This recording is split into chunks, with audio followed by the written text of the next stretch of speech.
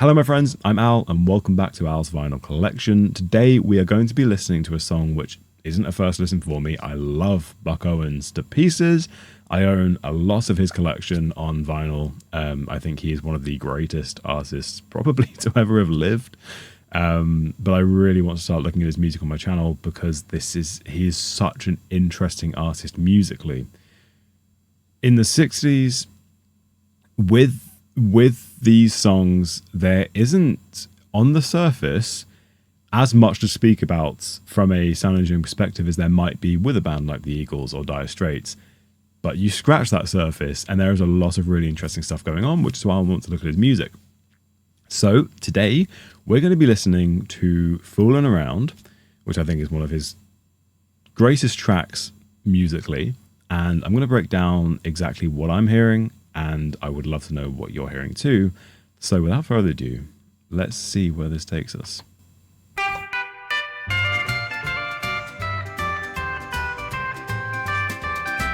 I know that you've been fooling around on me right from the start. So I'll take back my ring and I'll take back my heart. And when you're tired of fooling around with two or three, come on home and fool around with me. I wasn't fooling around the day I said I do, but many nights I've wished that I'd been fooling too. I know it's foolish taking all this misery, but when it's you, a fool I'll always be. I know that you've been fooling around on me right from the start. So I'll take back my ring and I'll take back my heart. And when you're tired of fooling around with two or three, come on home and fool around with me.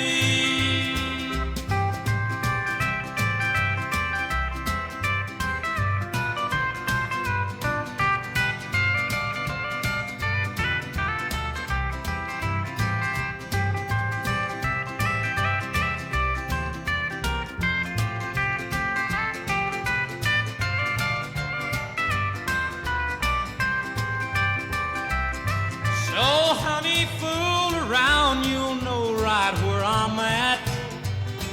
Don't worry if I'm lonesome, 'cause I'm used to that.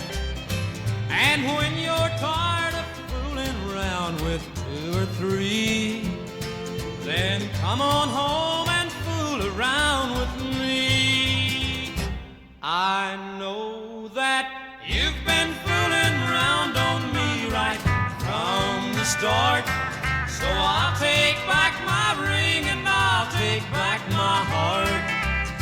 And when you're tired of fooling around with two or three, come on home and fool around with me.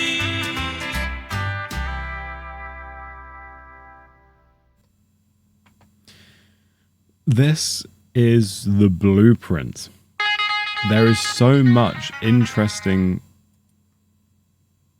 Okay, interrupted by Buck Owens. Fair enough. I mean, there was a lot technically going on with that song, which I think was a bit of a cock-up, for lack of a better terms. I mean, you saw the player was starting to play the pentatonics and then just fading in and out, and then we have Buck trying to sing Before You Go whilst I'm trying to commentate. Anyway, this is the blueprint. You can immediately hear Buck Owens' strict no dead air rule. I think it's probably the best way to put it. He's never officially coined that term, but you know, this idea that there is no dead space in a song. Every time he stops singing, every time someone finishes playing and there's no vocals, someone else fills the slot with something interesting musically, so that the song is just constantly developing and is constantly interesting listeners. Now, because they would have tracked live in one room, the ambient decay of the instruments leaks directly into the vocal mics, which isn't a bad thing at all. But the natural bleed creates a phase-coherent room tone, which seamlessly bridges every gap between the vocals.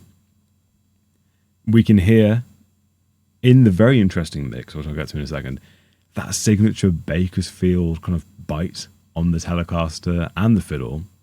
Likely, Don Rich is just, his tones were just absolutely beautiful. But I'm curious, I need to do some research after this.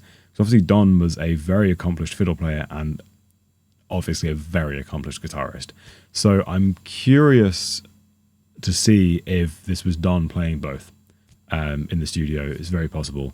But, speaking of the electric guitar, it sounds to me like the engineer has pushed a large 3 to 5 kilohertz resonant peak, deliberately exploiting the Fletcher-Munson curve, which is the most sensitive range of human hearing, so that those transients would immediately slice straight through the high noise floor of a 1960s AM radio, or even just a jukebox in a loud bar room, as would have been the case in 1960s Bakersfield.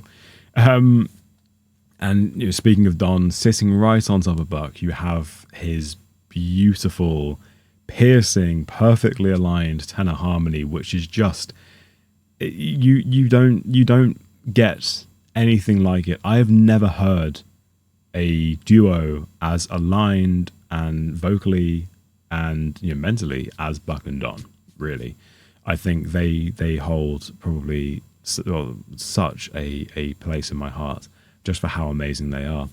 And that tight 2 parts blend really defines the era. It defines the Bakersfield sound, and in a way it defines kind of 60s country. And of course, underpinning everything, you have a lovely, incredible kind of driving rock rhythm section with the snare snapping hard on that 2 and 4. It's an deliberately aggressive rebellion against the smooth, kind of string-heavy Nashville sound of the time.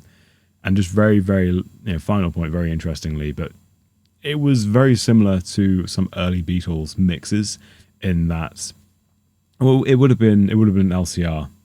So on the mixing console, you would have had a left channel, center channel, and a right channel for panning, not a fader or kind of a panning dial like we have now within digital audio workstations. So you have the piano in the right channel the left hand was playing something very similar to the bass in the left, but they are tonally slightly different, and it created such an interesting almost chatter between the two. But amazing song. Really amazing song. I love Buck Owens, and I will be diving into some more of his stuff on the channel because he's just, musically there is so much to talk about. So much. And watching him is a joy. If you haven't already, I'll probably watch his videos, but if you haven't already, go and watch a video of Buck performing live, probably in the 60s with Don. It's just amazing. You can't beat it. Thank you for joining me for this video. It's been a real pleasure to listen to this music today. I love it. I really love it. You can probably tell. But anyway, please let me know if there's other songs you want me to listen to. It is really fun listening to this, hearing your suggestions, hearing what you think of these songs and your memories associated with them. It's the joy of music for me. If you haven't already, please do consider subscribing to the channel. It's free. You can always unsubscribe later, but over 97% of the people who watch these videos aren't subscribed. But you might see something on the channel if you are, which you really enjoy down the line. With that said, thank you very much for joining me today, and take care.